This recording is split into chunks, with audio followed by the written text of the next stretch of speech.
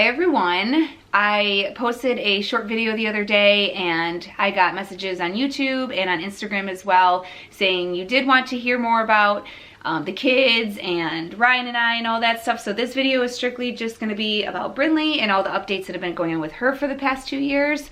So I thought I would start with the positives and then kind of move into some of the difficulties that we kind of had in the last 2 years with her. So I know a lot of you asked or wanted us to fill you in on what her eating has been like, because you have followed us since the beginning and you know that she's had eating issues literally since the day she's been born. So I am going to fill you in on that as well. So let's start with Brinley and how old she is. She is 5.5. She turned 6 in May. She's in kindergarten now, which she absolutely loves. I was worried about her going to school, you know, riding a bus for the first time and all that stuff, but the things that she comes home and says, I'm so thrilled, and she's thriving and making friends and doing things that I didn't know that she really did. So all the things that she should be doing as a kid. So I'm very, very happy with how school is going for her. Some of the things that she loves to do is she loves her Barbie, she loves her baby dolls.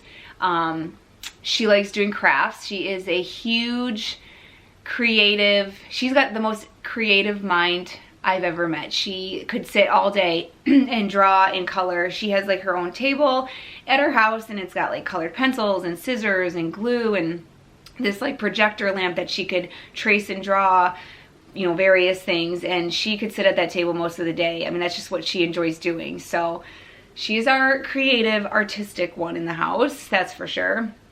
As far as activities that she's in, we kind of like rotate. So like in the summer she was in gymnastics, now she's in dance, and then in this coming summer she'll be back in t-ball again. So we kind of don't like to have too much activities at once. I feel like she's still young. I know that's going to come when she gets older, so I don't want to overwhelm all of us if we don't need to. So we kind of do one activity throughout the year. But I would definitely say her favorite is gymnastics. Those are probably like the big interests that she has and what's been going on with that. I did want to spend most of the time kind of, because it's been 2 years, so there's been a lot of things going on, and I feel like we call Brinley our mystery child because there's just been a lot of weird things that have happened, and it took a long time for us to figure it out. So let's start with, we'll end with the eating later, but I would say at 3 years old, so I stopped filming around this time. I stopped doing YouTube around this time.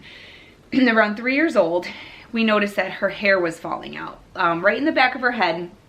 Like more and more, like we would find chunks in her bed, chunks on the floor. She just had this almost bald spot in the back of her head. And we're like, what is going on? I took her to many doctors. One doctor said she's pulling out her hair, which I am 100%. I was like, she's not pulling out her hair. I watch her on the monitor. She's not doing it. I've never seen her do it. And then another doctor said she has cradle cap and sent me home with cradle cap shampoo. Try it for 2 weeks, which I knew in my head was not going to work because she didn't have cradle cap. So that was a waste. And then I took her to another doctor, but it was more of a dermatologist.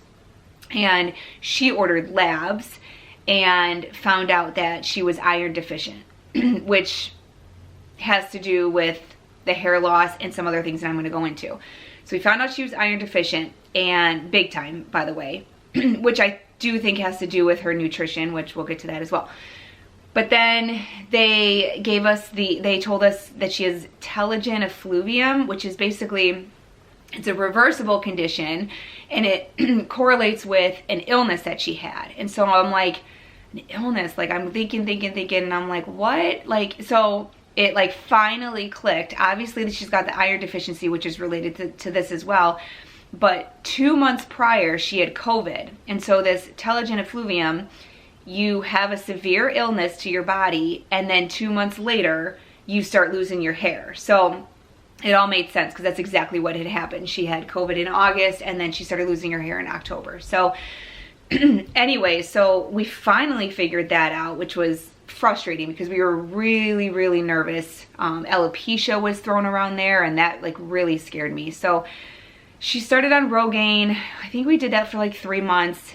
And then the iron deficiency, it took us a very long time to get her levels on track. We did 5 full labs in probably, I'd say, a year and a half. In the beginning, we were giving her too much iron, and then her levels were so high, and then they were so low because we backed off. And then finally, like I said, it took 5 full labs of us switching things around for us to figure out, you know, her levels are stable now. So she basically takes like a daily vitamin, like a Flintstone, and then 2 out of the 7 days she takes an iron Flintstone vitamin.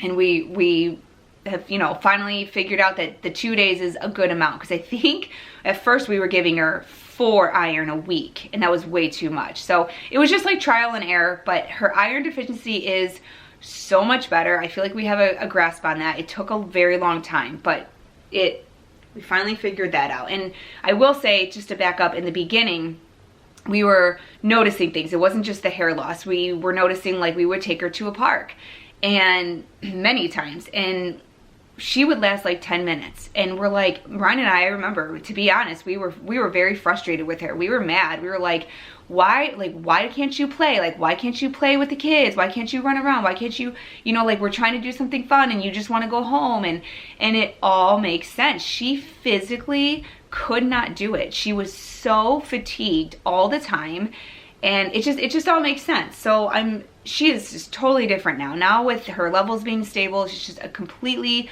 totally different kid. So took a long time, but we got there. So her hair has finally taken a year and a half for her hair to grow back as well. So yeah, very, very odd how all that happened. But anyways, it's all figured out. So I guess we could move in and do the eating issues, because that kind of goes hand in hand. So do I think her iron levels were not accurate because of her eating? Yes, I do think that that's a factor. So she's always had eating issues from the day she's been born. Always, always, always. Acid reflux severely in the first year when she was born. She had feeding therapy from 22 months to 36 months, and she made improvements, but the girl literally like hated food. She hated eating. She would scream and cry like we were feeding her poison. It was so bizarre. Throwing her plate on the floor. It wasn't normal. We did make progress with feeding therapy, and then she had to be let go at 3 because it was through the state, and that's when you get discharged. And then we still had just issues. It would take her about like an hour and a half to eat a meal, and she wouldn't even eat that much. So it would be the littlest food, and it would still take her that long to eat. And it was so frustrating. She's very, very picky, very, very select with certain foods, which I know a lot of people come back at me and say, oh, my toddler's picky, my toddler's picky. I understand that's a thing, and I think if you were in our house and you experience on a day-to-day basis, it is a little different, and it's hard for me to explain in words. I just think you'd have to see it, but very difficult. And so I would say around 4 years old, we're still having feeding issues, but now it's getting to the point where she's throwing up. So she probably threw up meals 2 to 3 times a week. It was so frustrating because she's little. Like, we're trying to get every single ounce of calories into her. So when she was throwing up all those times, it's like we're not getting anywhere. Like, she's not gaining weight, you know? So we realized, like, we're frustrated. I'm exhausted. I will say I'm home with the kids all day, and I'm exhausted dealing with that, and I'm sure she's exhausted, and it's just not helping anyone. So we made the decision when she was 5, we took her to an ENT, and a very well-known one, and he basically agreed to do surgery to have her tonsils taken out. So let me back up. So whenever time I would take her to the doctor, if I would take her to the dentist, they would always tell me how big her tonsils are, and that could be a factor as to why she's throwing up. It's not open enough for her to keep the food in. And so when I took her to the ENT, he kind of confirmed everything and was like, yes, her tonsils are huge.